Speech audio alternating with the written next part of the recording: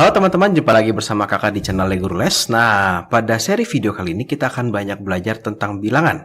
Nah, khusus di video kali ini kita akan belajar tentang jenis-jenis bilangan, sifat operasi hitung hanya akan banyak dijelaskan langsung saat kita belajar tentang operasi hitung.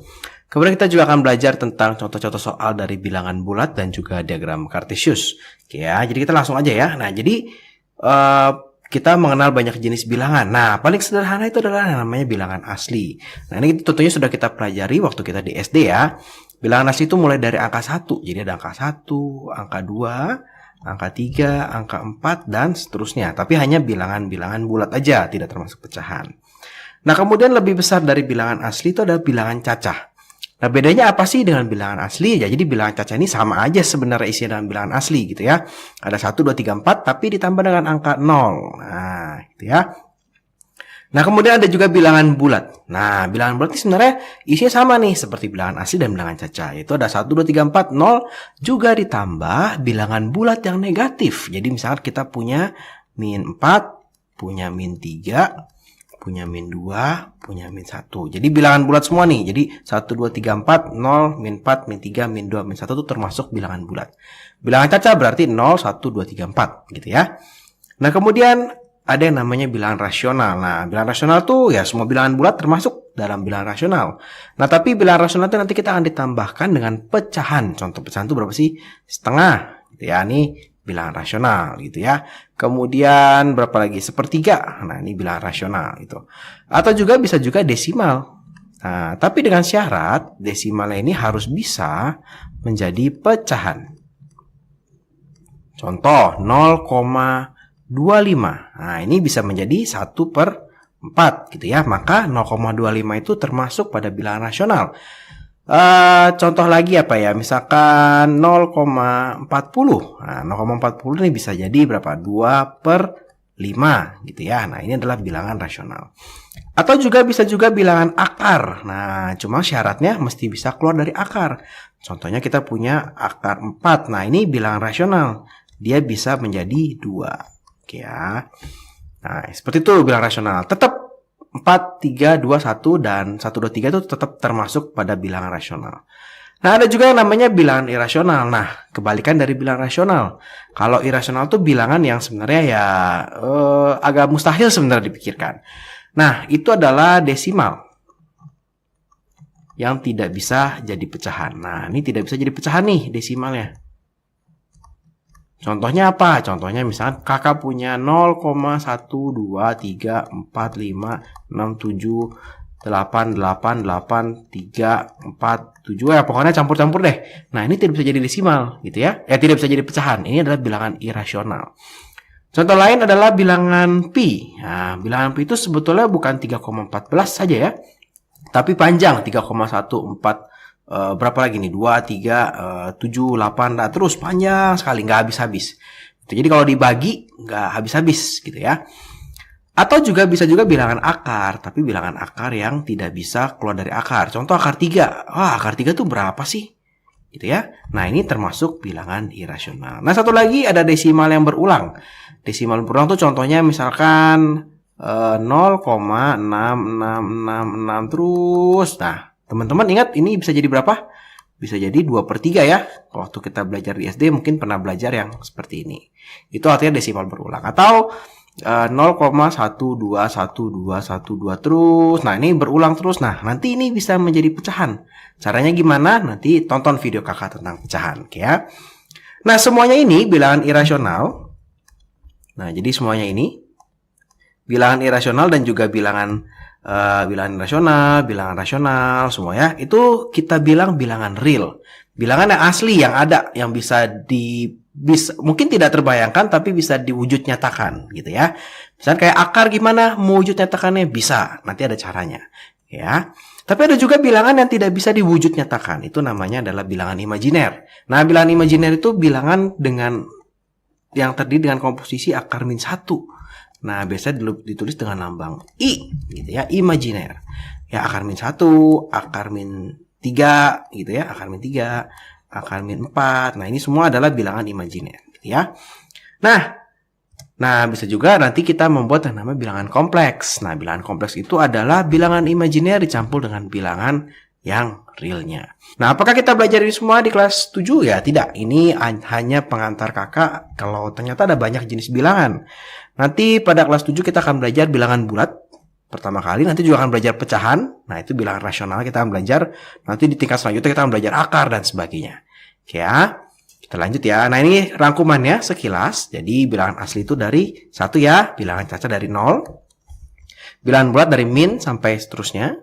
Bilangan rasional semua ditambah pecahan dan desimal yang bisa jadi pecahan. Nah, bilangan rasional itu desimal yang tak berujung gitu ya. Akar, pi gitu ya. Oke, semuanya termasuk bilangan real. Oke. Nah, nanti biasanya kita akan bertemu dengan yang namanya istilah-istilah yang lain, yaitu bilangan ganjil dan bilangan genap. Nah, bilangan ganjil dan bilangan genap itu sebenarnya adalah bagian dari bilangan bulat. Kalau ganjil itu adalah bilangan bulat yang tidak habis dibagi 2. Contohnya apa ya? Misalnya 3. Nah, 3 kalau dibagi 2, nah itu adalah 1 tapi masih punya sisa 1. Nah, ini adalah bilangan ganjil. Kalau bilangan genap berarti bilangan bulat yang tidak habis dibagi 2. Ini kakak ada salah nih. Ini berarti harusnya habis. Gitu ya, berarti nggak ada sisa. Contohnya misalkan kakak punya 4 atau kakak punya min 4. Kakak punya min 4 dibagi 2, maka ini hasilnya adalah min 2. Sisanya tidak ada ya. Sisanya 0. Maka dia termasuk bilangan genap. Nah, nanti bisa aja ada soal tertentu tapi kakak nggak bahas di sini. Kadang-kadang di awal-awal guru kalian suka bertanya nih, kalau misalkan bilangan ganjil ditambah bilangan genap ditambah bilangan ganjil, hasilnya apa nih gitu ya. Genap tambah ganjil pasti jadi ganjil gitu ya. Kalau genap dikali dengan genap, hasilnya berapa nih? Genap apa ganjil? Nah, itu kan bingung ya, nebak-nebak ya. Nah, kalau kalian ketemu soal seperti ini gampang banget. Kalian ya pikirin aja satu bilangan ganjil. Contoh misalnya ya. Misalkan kakak ditanya, kalau genap ditambah ganjil dikurang genap ditambah genap lagi, hasilnya genap apa ganjil? Ya kita masukin aja 4 tambah 3 gitu kan, kurang 4 tambah 4. Boleh dong. Nah, jadi kita bisa dapat nih. Hasilnya adalah berapa nih? 7 ya. Nah, 7 itu adalah bilangan ganjil. Ya udah, berarti hasilnya adalah ganjil. Ya, gampang. Nah, nanti kita juga akan banyak bertemu dengan yang namanya bilangan prima dan bilangan komposit. Ingat-ingat nih ya, nanti kita akan kepake nih di himpunan kepake, di kelas 8 kepake, dan seterusnya. Bilangan prima itu adalah bilangan yang hanya bisa dibagi oleh 1 dan dirinya sendiri. Contohnya, angka 2. 2 bisa dibagi 3? Nggak bisa. Dibagi 4? Nggak bisa. Dia hanya bisa dibagi oleh 2 dan bisa dibagi oleh 1. Gitu ya. Atau kita punya angka berapa? 11. 11 bisa dibagi 2? Nggak bisa. Dibagi 3? Nggak bisa. Gitu ya. Dibagi 4? Nggak bisa. Gitu ya. Hanya bisa dibagi 11 dan hanya bisa dibagi oleh 1. Oke. Nah, kalau bilangan komposit ini adalah lawannya. Nah, ini lawannya nih dari bilangan prima gitu ya. Berarti ya selain bilangan selain bilangan prima gitu. Tapi dia harus memiliki 2 buah faktor prima. Jadi angka 1 tidak termasuk. Maka bilangan komposit akan mulai dari angka 4. 4, 6, 8, berapa lagi? 9 bisa gitu ya. Terus 11 nggak bisa, 10 bisa, 12 bisa. Nah, ini adalah bilangan komposit. Oke ya. Gampang ya. Jadi ini hanya pengantar tentang bilangan. Nah, nanti kita akan belajar tentang operasi hitung, tapi di sini kakak hanya sedikit saja menjelaskan, gitu ya. Nah, tentunya kita akan pelajari penjumlahan, pengurangan, perkalian, pembagian, dan pemangkatan. Tapi itu di video selanjutnya, oke ya. Jadi ayo tonton video kakak yang selanjutnya. Juga ada sifat-sifatnya. Nanti di masing-masing ketika kita belajar penjumlahan, kita akan belajar sifatnya apa sih penjumlahan. Bisa komutatif atau enggak? Apa sih komutatif? Nah, nanti kita belajar di video selanjutnya. Ya, nanti ada komutatif, ada asosiatif, distributif, dan sebagainya. Nah, ini yang penting nih, yang mungkin kakak pengen kasih tahu. Ada yang namanya identitas dari penjumlahan dan pengurangan. Itu adalah angka 0. Ya. Nah, kenapa angka 0? Karena identitas ini adalah, ya kalau ditambah 0, dikurang 0, bilangan apapun, hasilnya akan bilangan itu sendiri. Nah, ini kakak ada salah tulis ya, harusnya 0. Ya. Kemudian ada yang namanya perkalian. Ada juga identitasnya. Mau dikali sama angka ini, mau dibagi sama angka ini, tetap menghasilkan bilangan itu sendiri. Yaitu adalah angka 1. Contohnya, 3 dibagi 1, ya 3 gitu. 3 dikali 1, ya 3 gitu. Ya, mau berapapun dikali 1 ya 3. Ya. Tapi kalau dikali 0 jadi 0 gitu ya. Kadang-kadang kita suka bikin games tuh. Ya, segini ditambah segini dikali 0. Nah, oke, tapi hati-hati ya, ada urutan pengerjaannya. Oke, sekarang kita coba lagi. Kita lihat. Nah, ini kita baru mulai masuk ke latihan soal dari bilangan bulat. Nah, tadi kakak sudah bilang bilangan bulat itu dari bilangan yang negatif sampai bilangan yang positif. Oke ya. Kita akan mengurutkan dari yang terendah sampai tertinggi. Ya, nah ini mungkin teman-teman sudah tahu ya. Nah, yang perlu kita perhatikan adalah hati-hati dari angka minusnya. Oke, yang perlu kita perhatikan adalah minusnya. Gampangnya begini, kalau kalian ketemu seperti ini dan kalian masih bingung membedakan mana sih yang lebih besar, mungkin ini terlihatnya lebih besar ya, 250, tapi dia ternyata lebih kecil dibandingin 75. Gimana? Kamu coba lihat dulu yang ada minus kamu pisahin, yang ada positif kamu pisahin, gitu ya. Ini kamu pisahin nih. Nah, ini yang minus. Yang tidak ada minusnya kita taruh di sini. Kakak kasih warna yang berbeda. Oke. Kita mulai dari minus dulu, gitu ya. Jadi yang terendah itu adalah yang ada minusnya. Makin rendah, makin kecil. Kenapa? Coba, kalau kita punya garis bilangan, di sini ada angka 0. Nah, ini makin lama makin tinggi nih. 1, 2, 3. Makin lama makin tinggi. Tapi kalau makin rendah, ternyata makin besar juga. Gitu ya. Nah, artinya min 250 ini adalah yang paling rendah. Maka untuk yang A jawabannya adalah min 250. Kemudian min 175. Kemudian baru 75. Baru 100. Oke ya, gampang ya. Kita coba lagi yang B. Nah, atau bisa juga kita berpikir seperti ini. Oh, yaudah kita lihat yang ada positif dulu nih. Ini jangan lihat dulu nih ya. Berarti ini pasti 27, pasti 47. Tapi hati-hati ya, ini dimintanya terendah sampai tertinggi. Jangan sampai kebalik kalau tertinggi sampai ke rendah. Kemudian baru kita lihat, berarti kalau setelah 27 berapa ya? Min 37 dulu atau min 57? Mana yang lebih kecil? Min 57. Maka ini min 57, min 37. Ya. Coba lagi yang C. Nah, berarti kita lihat yang positif dulu. Wah, yang positif cuma 15. Berarti dia pasti 15 nih di sini nih. Oke. Berarti sekarang kita akan membandingkan min 12, min 13, min 14. Mana sih yang lebih kecil? Yang lebih besar. Tapi kan ada minus ya. Jadi yang lebih besar yang kita ambil. Berarti kita start dari min 14. Min 13, min 12. Oke ya. Kita coba yang terakhir. Wah, ini gampang. Yang positifnya banyak. Kita urutin dulu aja. 13, 17, 21. Ini tinggal taruh di depan. Min 23. Oke ya, jadi gampang ya untuk mengurutkan bilangan bulat. Nah, kita akan ke soal selanjutnya. Nah, nanti bilangan bulat ini kan ada positif negatif. Suka ada soal-soal yang berkaitan dengan referensi. Atau kita diukur dari mana nih? Dari suhunya diukur oleh tempat B. Atau ketinggiannya dari tempat B. Nah, itu soal-soal seperti ini bisa keluar ya. Nah, jadi suhu di tempat A adalah 25 derajat Celcius. Di tempat B adalah minus 5. Tempat C adalah 32. Dan tempat D adalah 10 derajat di bawah 0. Nah, ini hati-hati nih. Kalau ketemu yang begini, 10 derajat di bawah 0, langsung kita bikin dulu. Oh, ini berarti D itu adalah min 10 derajat Celcius. Supaya nggak salah-salah. Nah, kalau ketemu soal seperti ini, jadi pertama-tama kita sudah bikin si D-nya menjadi min 10. Nah, kemudian kita lihat pertanyaannya, itu tempat A diukur berdasarkan tempat D. Nah, ini gampang nih. Bisa secara logika, tapi kalau teman-teman mau cari cepat begini, tempat A diukur berdasarkan tempat D. Oh, ini pasti A dikurang sama D, gitu ya. A-nya berapa sih? Oh, A-nya 25 derajat Celcius. Dikurang D-nya. Min 10 ya. Nah, ini min 10 derajat Celcius, gitu ya. Nah, ini minus ketemu minus, jadi plus. Nah, ini jadinya jawabannya adalah 35 derajat Celcius. Secara logika, karena si D di bawah. Nah, bisa juga begini kita bikin. Oh, si D ini di bawah nih, min 10. Si A ini dari 25. Si D ini melihat si ini berapa jauh ya? Oh, ini ternyata 35 derajat di atas saya. Jadi bisa seperti itu. Oke ya. Tempat D diukur berdasarkan tempat B. Oh, ini berarti adalah D dikurang B, gitu ya.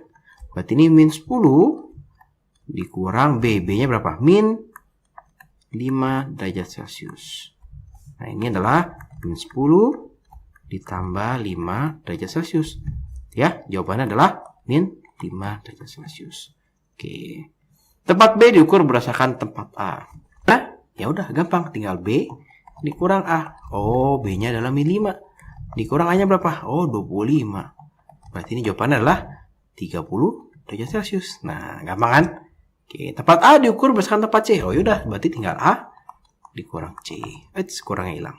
A dikurang C berarti 25 dikurang 32 derajat. Gitu. Artinya ini adalah minus 7 derajat Celcius. Ya, gampang. Nah, sekarang kita belajar yang namanya diagram Cartesius. Nah, diagram Cartesius ini adalah sebuah diagram yang digunakan untuk menggambarkan posisi suatu titik. Nah, kenapa dia dimasukkan dalam pembahasan bilangan bulat? Karena tentunya posisi ini bisa di sebelah kiri, bisa di sebelah kanan, bisa di atas, bisa di bawah, gitu ya. Bilangan bulat dipakai di sini. Nah, kalau kita lihat di sini ada bilangan bulat, banyak bilangan bulat di sini nih. Nah, ini ada bilangan bulat nih, ada 1, ada angka 2, ada angka 3 gitu ya, ada angka 4 dan sebagainya. Ada juga yang minus, min 1. Ya, di tengah-tengah tidak ada angkanya, berarti ini adalah 0 gitu ya. Gampang. Dibagi menjadi dua buah sumbu, ada sumbu X, ada sumbu Y gitu ya. Sumbu X yang mendatar, sumbu Y yang ke atas. X atau mantan ya datar-datar aja perasaannya sekarang ya, jadi dia datar aja. Nah, posisi suatu titik di diagram Cartesius biasa disebut dengan koordinat, ditulis dengan cara X, Y. Jadi misalkan kakak punya titik di mana ya? Di sini. Nih, kakak punya titik di sini. Titik A gitu ya. Nah, titik A ini X-nya berapa nih? Oh, X-nya adalah coba kita zoom ya. Kita zoom, bisa nggak kita zoom?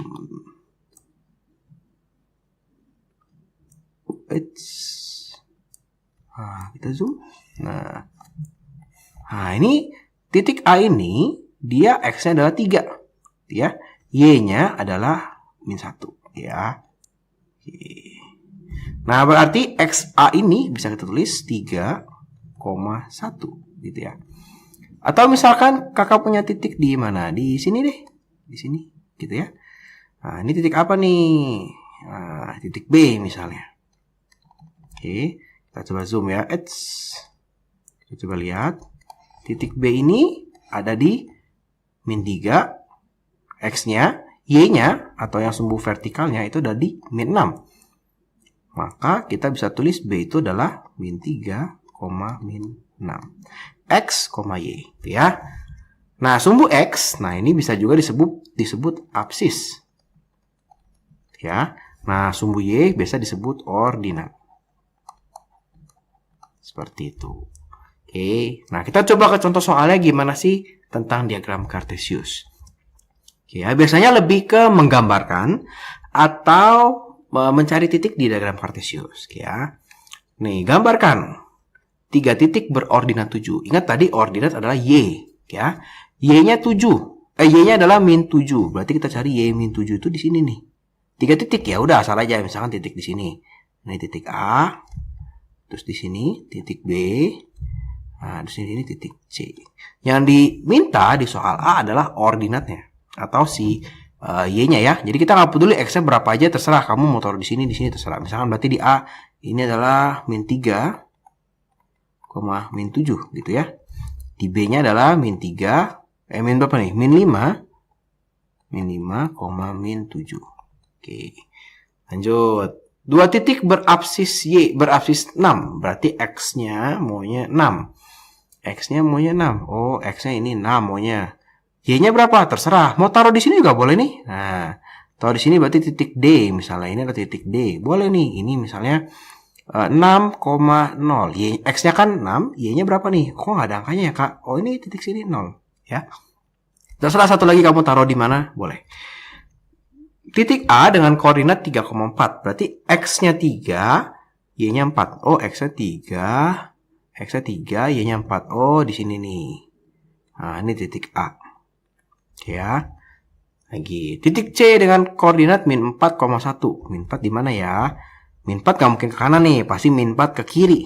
Ya. 1. 1 berarti ke atas. Nah, ini titik C. Gampang.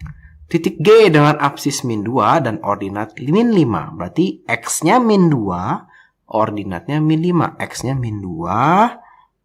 X-nya, salah, X-nya di sini min 2, Y-nya min 5. Oh, berarti di sini. Titik G. Gampang. Selesai. Jadi gitu ya.